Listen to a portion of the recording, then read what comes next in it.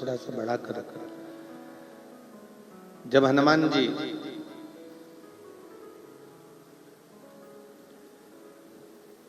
पहली बार राम जी की परीक्षा लेने के लिए सम्मुख में पहुंचे, किष्किंधा का क्षेत्र है,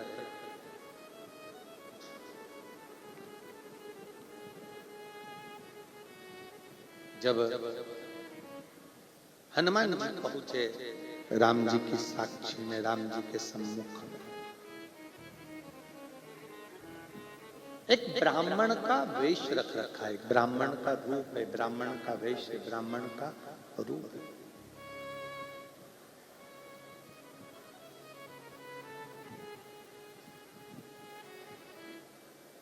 सामने राम जी खड़े हैं, हनुमान जी ने ब्राह्मण का वेश बनाकर हाथ जोड़े हैं राम जी के। अब ब्राह्मण का रूप रखे हनुमान जी महाराज और सामने खड़े हैं श्री राम जी महाराज, क्षत्रिय हैं और ब्राह्मण हैं के रूप में श्री हनुमान जी महाराज हाथ जोड़े। तो दुनिया के लोगों को लगा कि ब्राह्मण सामने खड़े हुए क्षत्रिय का हाथ जोड़ रहा है, पर समझने वाला समझ नहीं पाया हनुमान जी ब्राह्मण का रूप रखकर सामने खड़े हुए राघव जी के नहीं, हनुमान जी भीतर बैठे हुए राम के हाथ जोड़कर सामने खड़े राम से भीतर बैठे राम को मिला रहे हैं।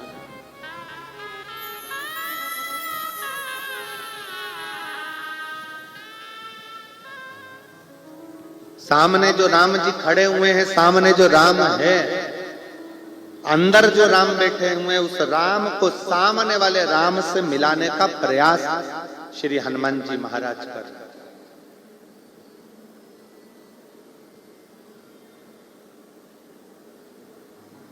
सामने वाले राम से भीतर बैठे राम को मिलाने का प्रयास श्री हनुमान जी महाराज कर रहे हैं। आप और हम शिव जी के मंदिर में क्यों जाते हैं, किस लिए जाते हैं? शिव महापुराण की कथा कहती है कि हमारी श्वासों में 21,600 श्वास में शिव समाया हुआ है। इस शरीर के अंदर, चलते हुए शरीर के अंदर जितनी श्वास है, मेरा शिव उस श्वास में समाया हुआ है। जब हम शंकर भगवान को एक लोटा जल चढ़ाने के लिए शिवालय में जाते हैं, शंकर की साक्षी जब हमारे सम्मुख में होती है, उस समय पर हमारे शिव और सामने के शिव का मिलन होता है, जिसके कारण हमारा कार्य सफल हो जाता है।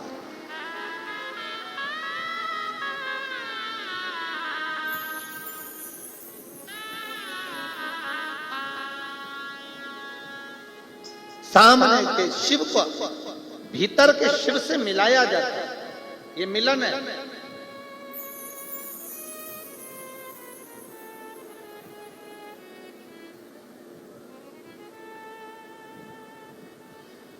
इसको मिलन का कहा जाता है।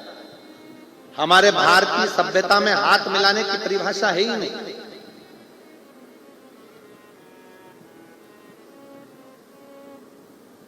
हमारी भारतीय सभ्यता के अंतर्गत कंधे पर हाथ रखने की भी परिभाषा नहीं है। हाथ तो उससे मिलाया जाता है जिससे एक हाथ की दूरी बनाकर रखना पड़ता है। भारतीय संस्कृति में तो दिल मिलाया जाता है, एक दूसरे के गले लगा जाता है, प्रणाम करा जाता है, नमन किया जाता है।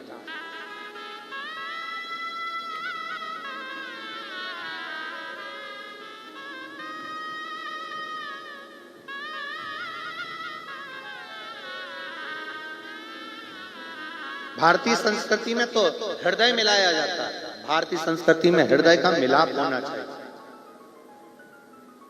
हृदय का मिलाप।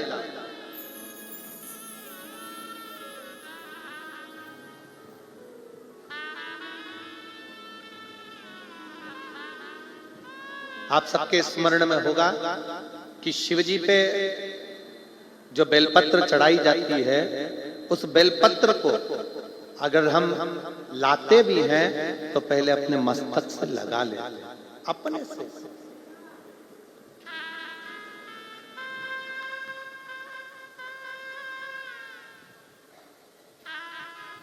शिव जी का कोई पुष्प मिल जाता है, उस पुष्प को अपने सिर से लगा ले। शिव जी का प्रसाद हाथ में आ जाता है, प्रसाद को अपन मस्तक से लगा ले। क्यों लगाते हैं? किस लिए लगाते? कोई अतिथि, कोई अपने घर में बुजुर्ग आ गया, बड़ा आ गया, कोई संत आ गया, साधु आ गया, गुरुजन आ गया, तपस्वी जन आ गए, साधु जन आ गए, अपन उनसे कहते हैं साहब आपका हाथ हमारे सिर पर रख दीजिए, आपका आशीर्वाद दे दीजिए, मस्तक पर आपका हस्त रखाएगा तो हमारा जीवन सफल हो जाएगा, मेरी रेखाएं पलट जाएगी, मेरा भाग्य सवर जाएगा।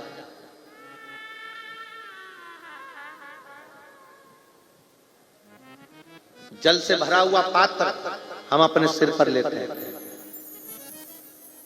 आम के पत्तों से, आम के झूमर से बंधा हुआ कलश हम अपने सिर पर लेते हैं, जल से भरा हुआ श्रीफल हम हमारे मस्तक पर लेते हैं। हम कोई भी सामग्री ऐसी नहीं लेते जिससे हमारे जीवन को निष्फलता मिले, हमें सफलता मिले।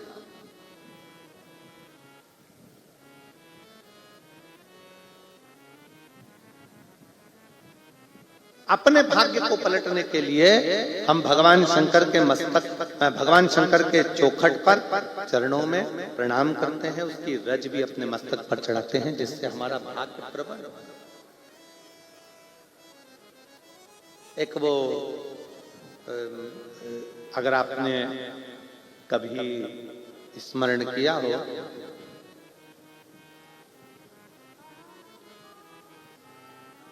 वास्तु का अगर स्मरण किया हो तो उसमें, और भविष्य पुराण के अंतर्गत एक बड़ा सुंदर भाव आता है कि टूटी वस्तु, टूटी सामग्री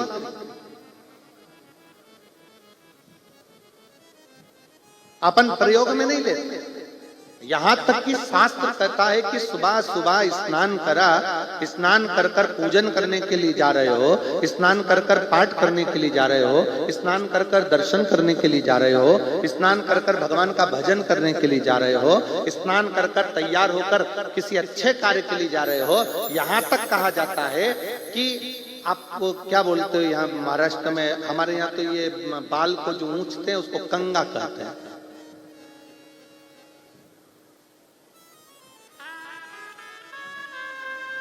शिव तत्व तो यहां तक कहता है कि टूटा कंगा जीवन को कर देता है ना, यहां तक है।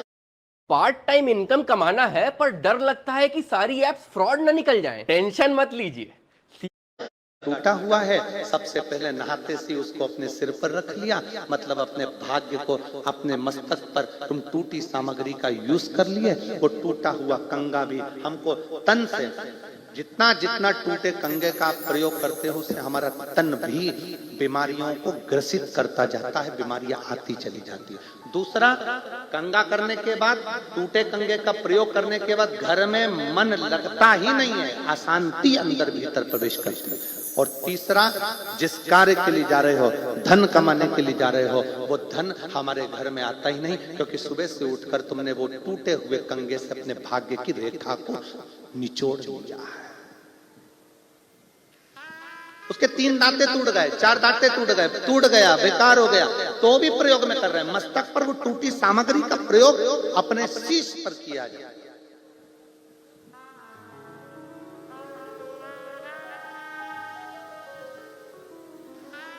केवल टूटी हुई सामग्री का प्रयोग 2 चीजों में मान्य है। कौन कौन सी? अगर एक तुलसी का पत्ता, एक तुलसी का पत्ता अगर प्रसाद के रूप में कहीं से मिला है, उस पत्ते के छोटे छोटे टुकड़े कर कर भी आप अपने घर के लोगों को दोगे तो वो तुलसी का पूर्ण पत्र माना जाता है। उसी तरह शंकर पर चढ़ी हुई बेलपत्र लाए और एक ही बेलपत्र मंदिर में मिली और घर में 10-12 लोग हैं तो उसके भी टुकड़े कर करके थोड़ा थोड़ा अगर घर के लोगों को दोगे तो पूर्ण बेलपत्र माना जाता है। पूर्ण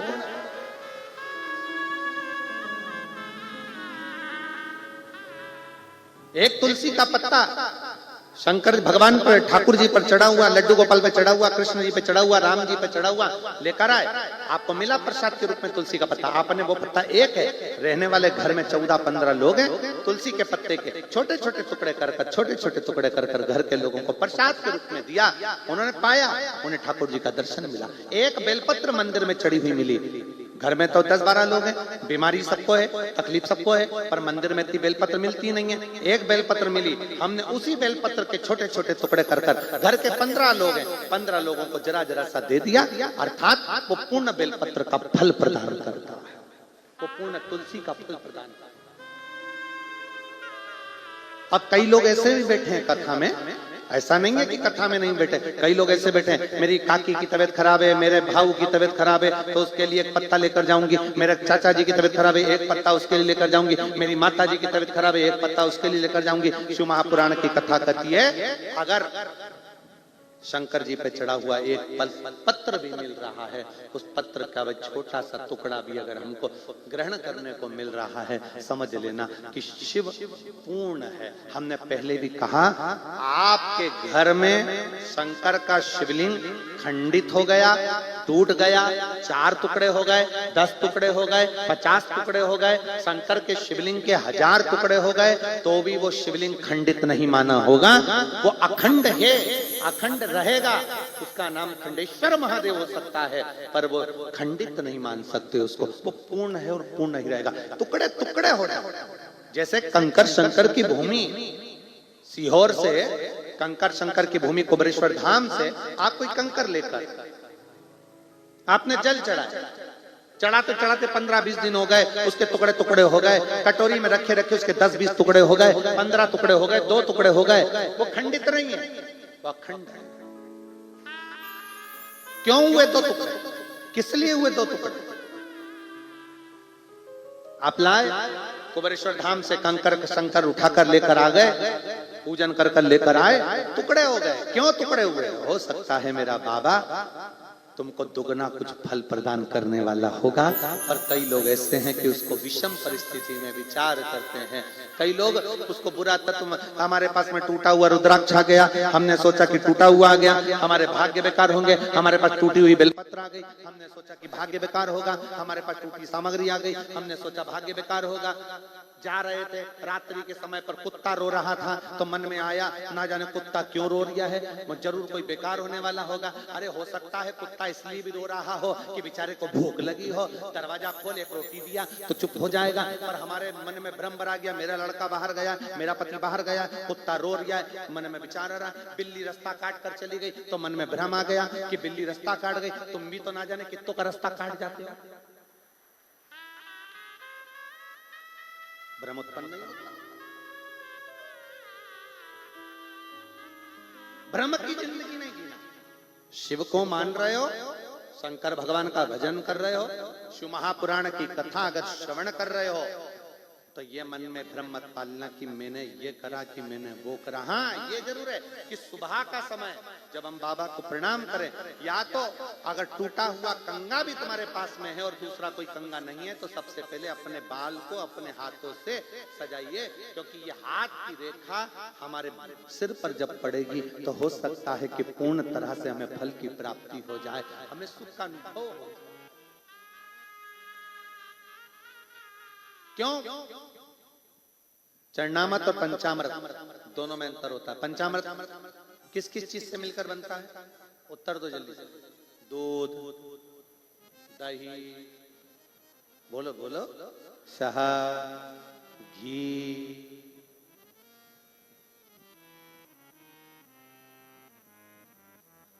मिश्री, शक्कर।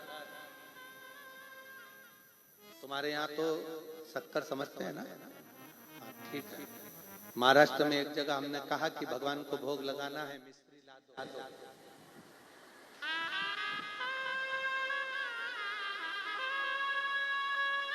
अब हम आपको क्या बताएं, तो कौन सी मिस्त्री लेकर आया।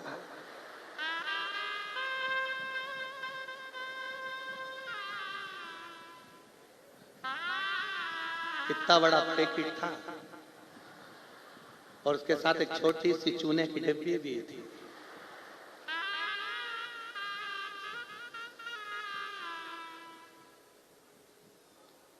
तुम्हारे यहाँ की दो तीन चीजें बड़ी विचित्र हैं, एक मिस्री, एक ठेसा।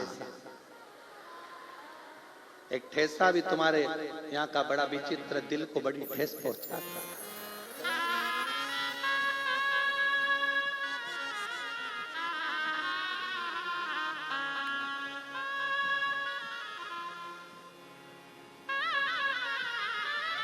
आज हम जिस होटल में रुके हुए हैं, तो उस होटल के मालिक के यहाँ से महाप्रसाद हमारा आया भोलेनाथ जी का। कहाँ है बेटे? आप ही के यहाँ से आज का प्रसाद आया था। हाँ, तो जब हाँ ये माता जी बैठी हैं, इन्हीं का ही प्रसाद आज आया। तो हमने सबसे पहले ललित महाराज को कहा कि पहले देखो इसमें ठेस तो नहीं है।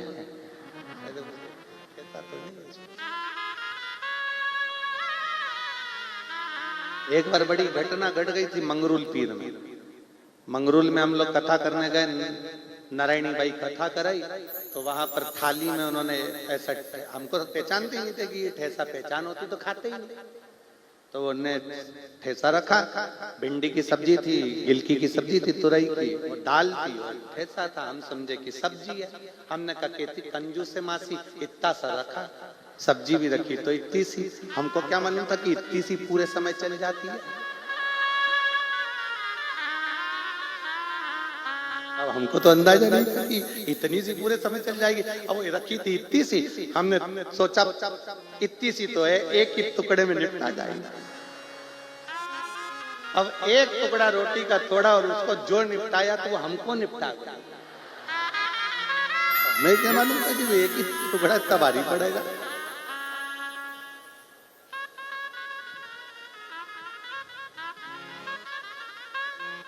हमने नारायणी बाई जी से कहा, हमने कहा बाई जी बड़ा दुख दीना तेरे ठेसे। एक दिन दुख देता तो चल जाता, पर 2 दिन तक दुख देता ठेसे।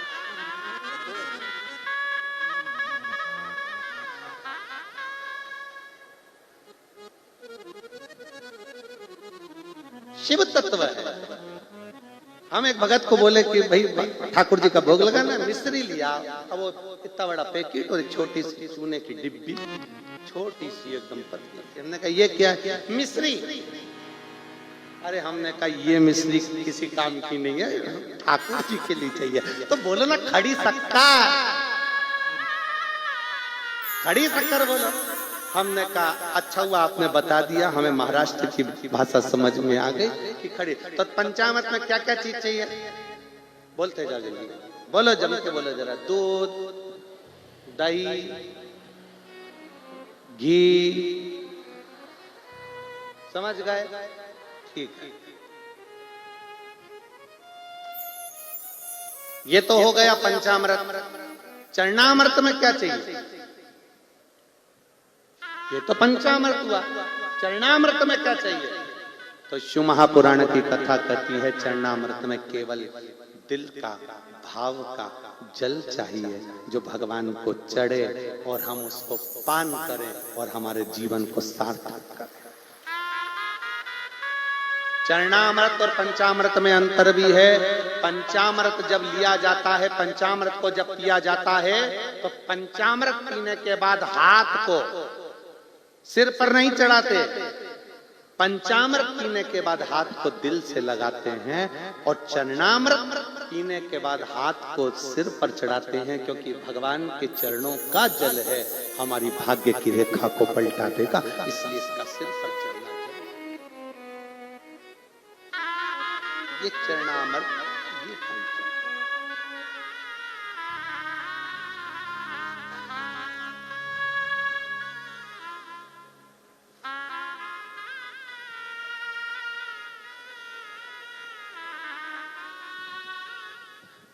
हाथ में लिया चरणामृत, सिर पर चढ़ाया, पीने के बाद हाथ को सिर पर रखा। दूध, दही, शहद, शक्कर का पंचामृत लेने के बाद हाथ सिर पर नहीं रखा, हाथ को हृदय से लगाया। क्यों? क्योंकि पंचामृत भगवान के स्नान का भाव प्रकट करता है। चरणामृत भगवान के चरण के रज का भाव प्रकट करता है। पंचामृत स्नान का, भगवान का पंचामृत लेना मतलब उसके हाथ को अपने हृदय से लगाना, मतलब भगवान आपकी झांकी का दर्शन, आपके स्नान का दर्शन मेरे दिल में हमेशा समाहित रहे, हमेशा रखा रहे। और चरणामृत पीने के बाद हाथ को सिर पर लिया जाता है। हे बाबा, आपका चरण का जल मेरे मस्तक पर सदा चढ़ा, सदा।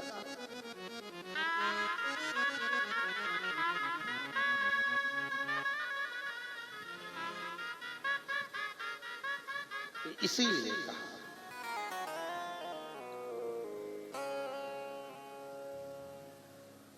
ओ डमरू